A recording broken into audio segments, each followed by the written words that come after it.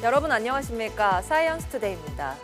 오늘 정월대보름은 36년 만에 개기월식이 겹치면서 밤하늘에 떠오르는 특별한 붉은 달을 볼 수 있는데요.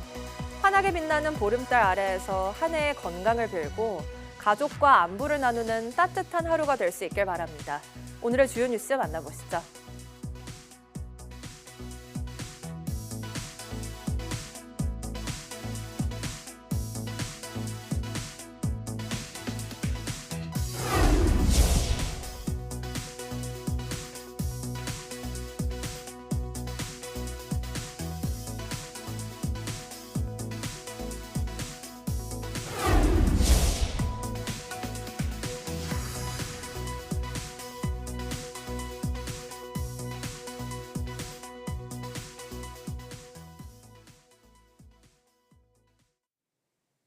오늘은 3월의 첫 출근길이자 정월 대보름입니다.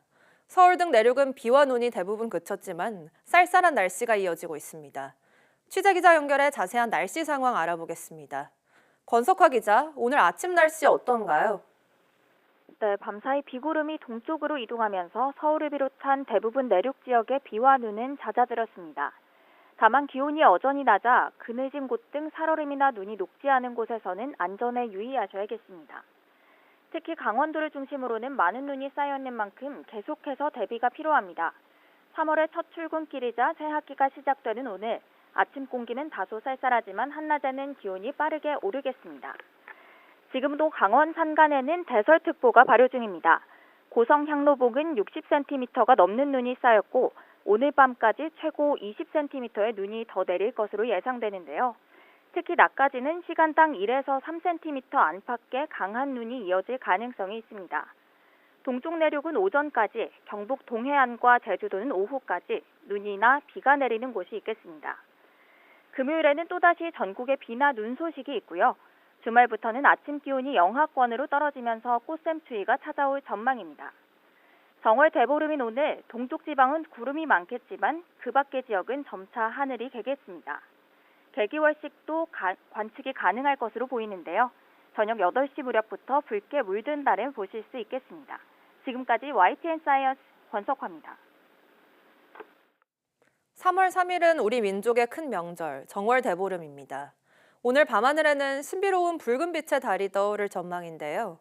36년 만에 정월 대보름과 개기월식이 겹치기 때문입니다. 고한석 기자가 보도합니다.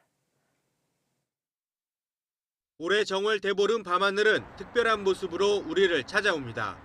달이 지구 그림자에 완전히 가려져 붉게 변하는 개기월식이 예고됐기 때문입니다.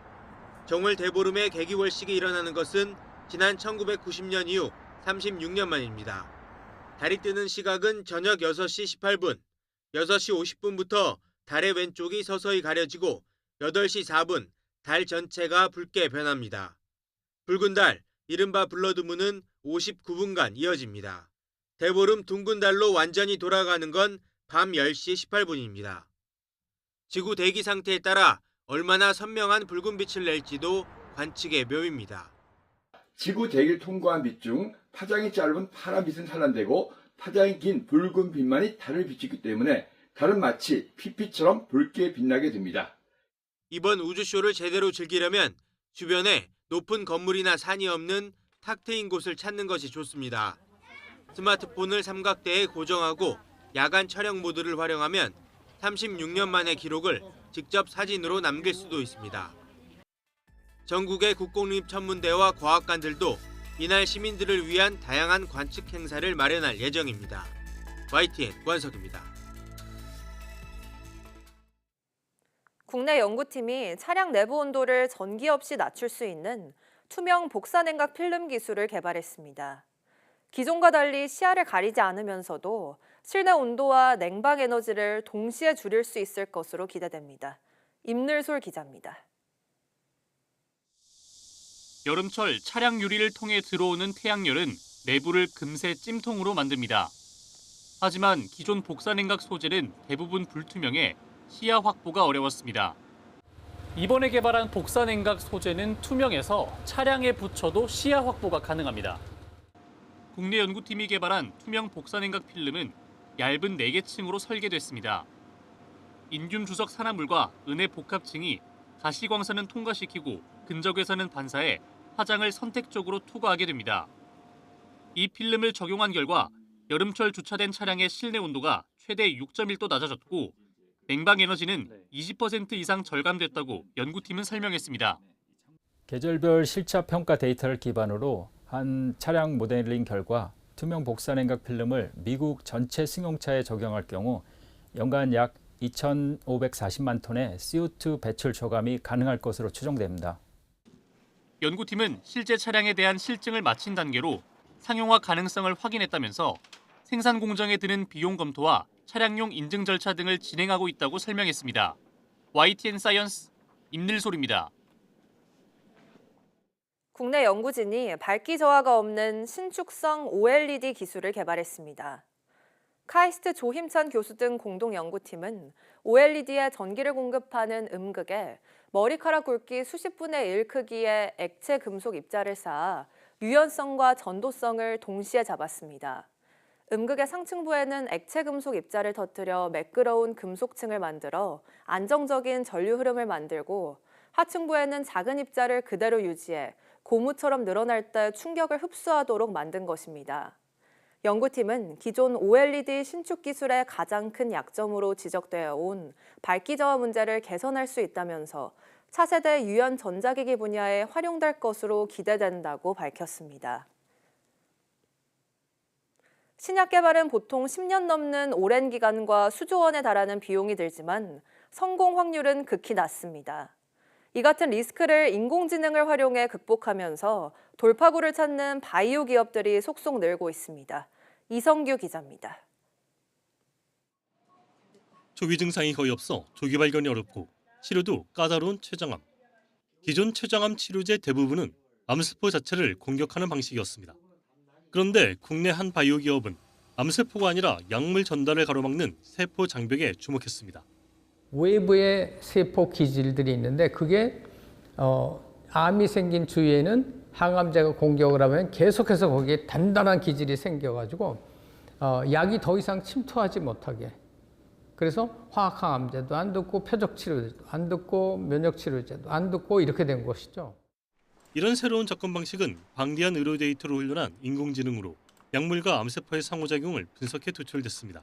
저희가 연구한 전임상 데이터, 방대한 전임상 데이터를 AI를 통해서 학습을 시키고 그리고 AI를 통해서 분석을 해서 기존의 학설과는 좀 다른 새로운 발견들을 할 수 있었는데요. 희귀 난치성 치료제를 개발하는 또 다른 국내 바이오 기업입니다. 이 회사는 치료 물질을 발굴하기 위해 인공지능을 도입했습니다. 화학물 데이터와 질환 정보를 학습시킨 인공지능으로 치료 물질들의 분자 구조와 반응 가능성을 예측해 우선순위를 정했습니다. 표적 발굴부터 우물질 탐색까지 신약 개발 전 구간에 활용 가능한 프로그램입니다. 질환과 표적 단백질 간의 상관관계를 규명해서 새로운 표적 단백질을 발굴하고 새로운 적응증을 제안하는 프로그램입니다. 전 세계적으로 인공지능의 바탕을 둔 신약 개발 시장은 매년 30% 이상 성장해 오는 2030년엔 100억 달러, 약 13조 원을 넘어설 전망입니다. 양질의 의료 데이터로 무장한 인공지능이 신약 개발 기간과 비용을 대폭 줄이고 성공 확률을 높이는 새로운 돌파구가 되고 있습니다. YTN 사이언스 이성규입니다. 영남권 주민의 젖줄인 낙동강은 녹조와 산업해소 문제로 수질에 대한 우려가 지속해서 제기돼 왔습니다. 정부는 낙동강에 유입되는 원인 물질을 획기적으로 줄여 취수구역 수질을 1등급으로 만들겠다고 목표를 발표했는데요. 보처리 방안같이 환경단체가 요구해온 민감한 문제들은 이번 대책에 포함되지 않았습니다. 이문석 기자가 보도합니다. 1,300만 영남 주민의 식수원 낙동강. 해마다 녹조로 몸살을 앓습니다. 최근 5년간 전국에서 발령된 녹조 일수 781일 가운데 80%가 낙동강에 집중됐습니다. 이른바 녹조 라떼를 자주 보다 보니 자연스레 수돗물 불신으로 이어졌습니다. 2024년 조사에서 수돗물 수질을 믿는다고 답한 비율은 대구와 울산이 46%대로 전국 최하위를 기록했습니다. 서울 시민 67%가 수돗물을 믿는다고 답한 것과 비교됩니다. 정부가 낙동강 수질 개선 대책을 내놓은 이유가 여기에 있습니다. 먼저 2030년까지 녹조 주요 원인 물질인 총인 배출량을 30% 줄이기로 했습니다. 총인 배출 기준을 강화하고 야적 퇴비를 과태료로 관리해 가축 분뇨가 녹조 양분이 되는 걸 막겠다는 겁니다. 또 공공하수 폐수 처리 시설을 신설하거나 용량을 늘리고 강에 흘러드는 산업폐수 62%를 활성탄으로 정수할 계획입니다. 대책이 잘 이행되면 2030년까지 낙동강 수질은 1등급이 되고 녹조는 반 이상 줄 거라고 내다봤습니다. 낙동강 본류 주요 취수 지점의 수질은 1등급 수준으로 개선되고 산업 폐수에 대한 우려도 완화될 수 있을 것으로 저희는 기대하고 있습니다. 하지만 환경단체가 요구해온 보처리 방안은 이번 대책에서 다뤄지지 않았습니다. 낙동강 상류 오염원으로 지목된 영풍 석포제련소 문제 역시 빠져 전 정부와 차별화된 대책이 안 보인다는 지적도 나왔습니다. YTN 임석입니다.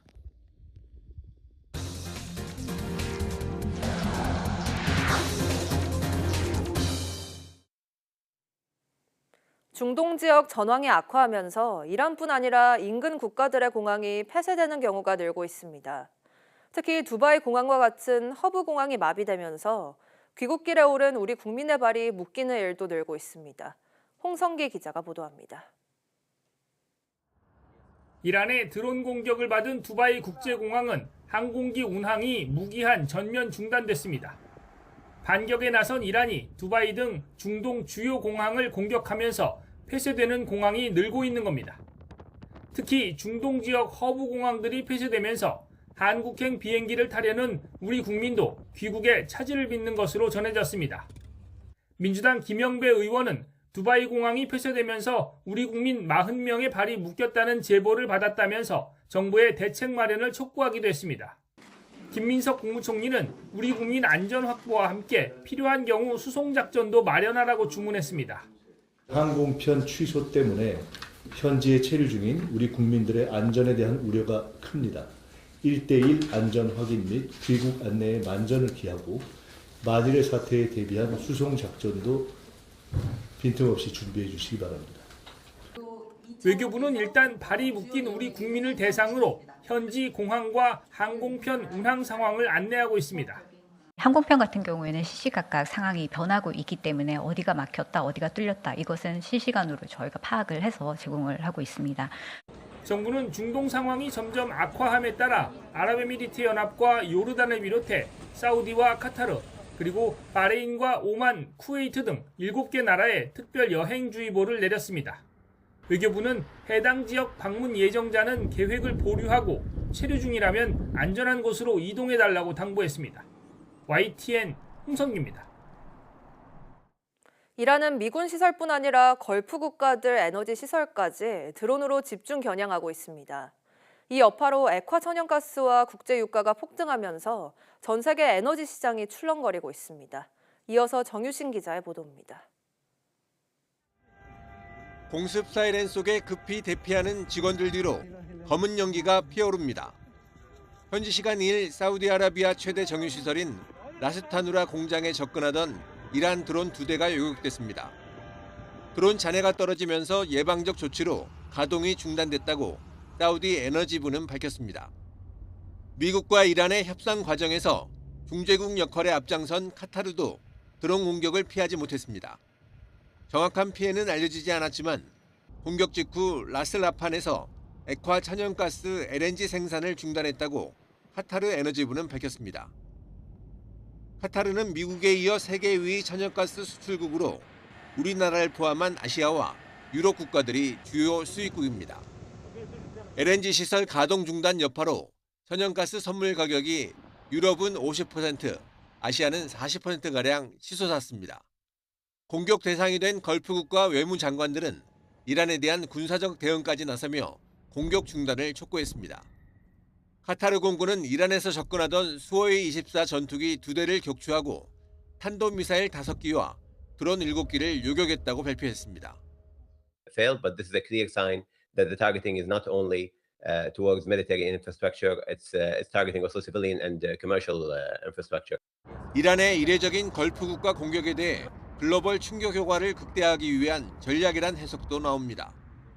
But if it is sustained for a longer period of time, then that feeds into our energy bills, it feeds into our petrol prices, it feeds into inflation, it feeds into all of these different parts of the economy.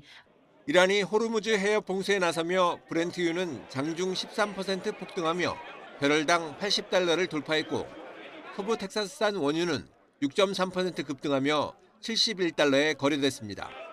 중동 혼란이 장기화되고 에너지 시설 추가 피격에 따라 $100를 넘을 경우 세계 경제에 큰 부담으로 작용할 전망입니다. YTN 정윤입니다. 미국과 이스라엘의 공격에 대한 보복 조치로 이란이 통행을 막은 호르무즈 해협에 선박 750여 척이 묶인 것으로 전해졌습니다. 컨테이너 운송사 오션 네트워크 익스프레스의 제러니 닉슨 최고 경영자는 현지 시간 2일 콘퍼런스에서 현재 선박 750여 척이 호르무즈 해협에 묶여 있고 이 중 100여 척은 컨테이너선이라고 밝혔습니다. 이어 호르무즈 해협이 장기간 차단되면 에너지 가격이 치솟을 것이라고 내다봤습니다. 해상보험사들은 이미 호르무즈 해협을 통과하는 선박에 대한 보험을 중단했고 이에 따라 선사들은 중동행 화물 예약을 중단한 채 우회 항로를 찾고 있습니다.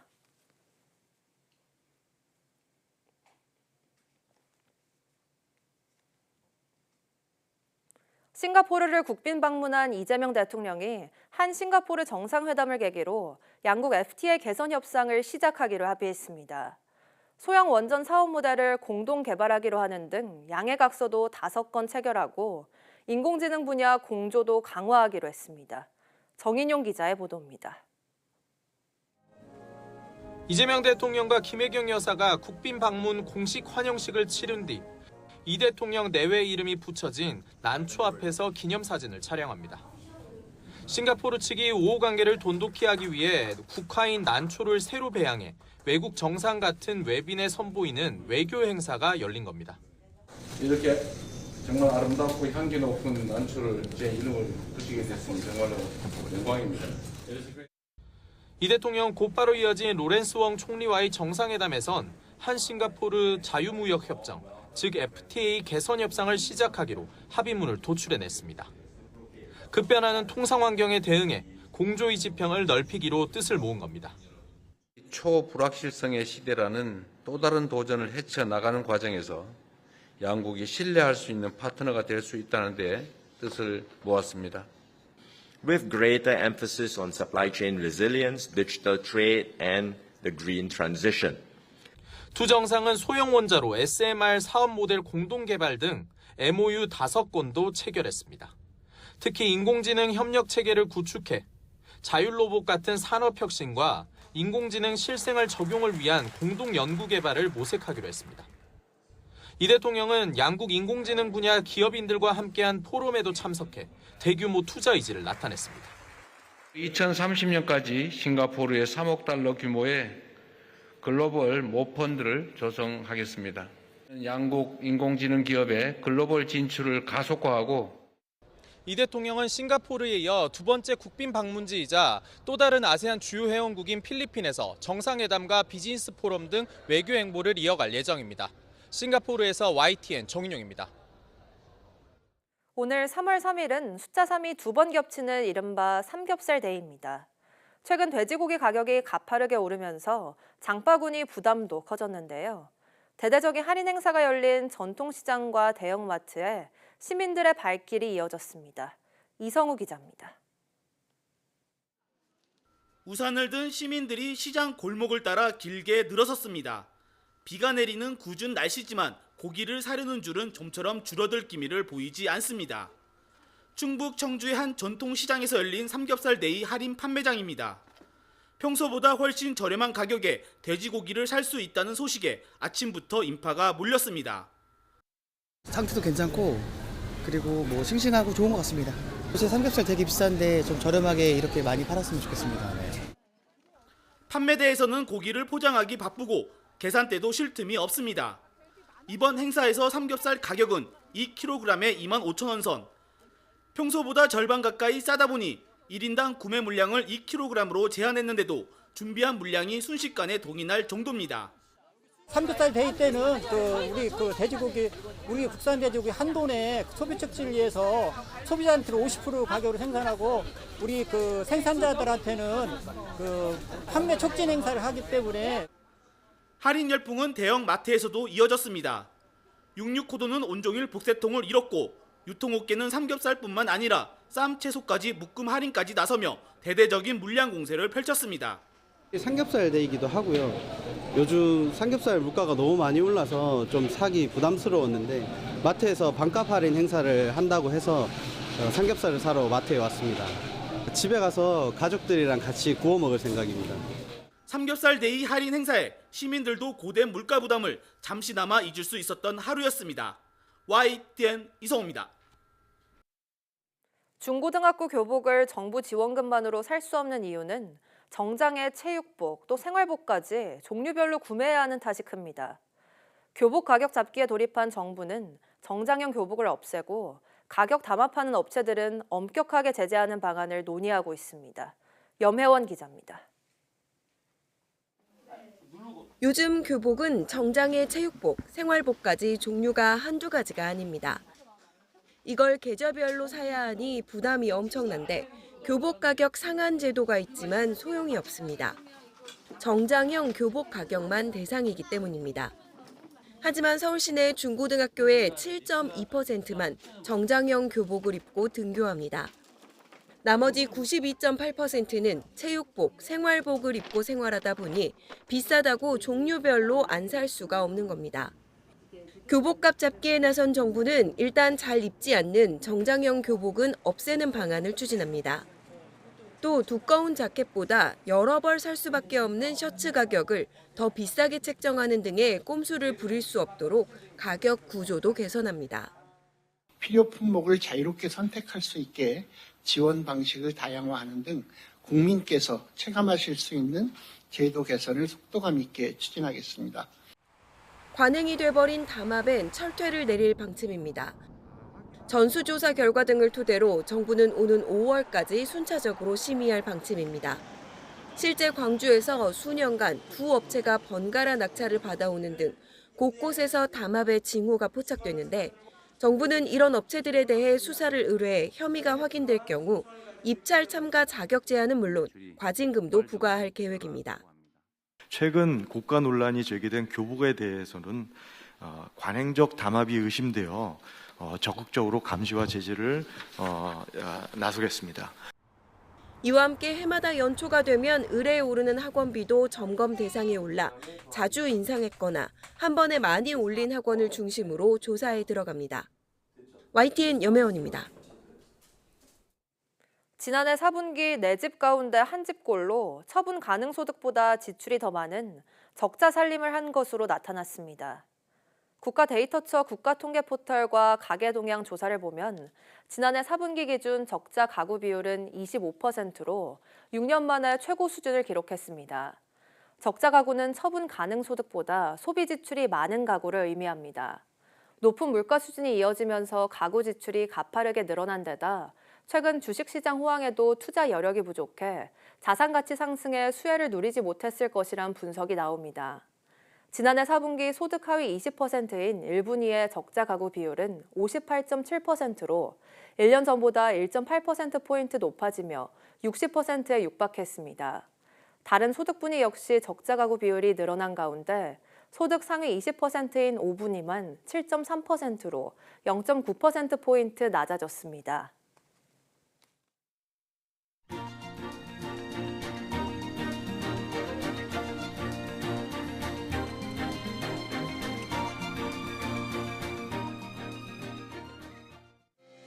(3월 3일) 오전 사이언스 투데이 마칩니다.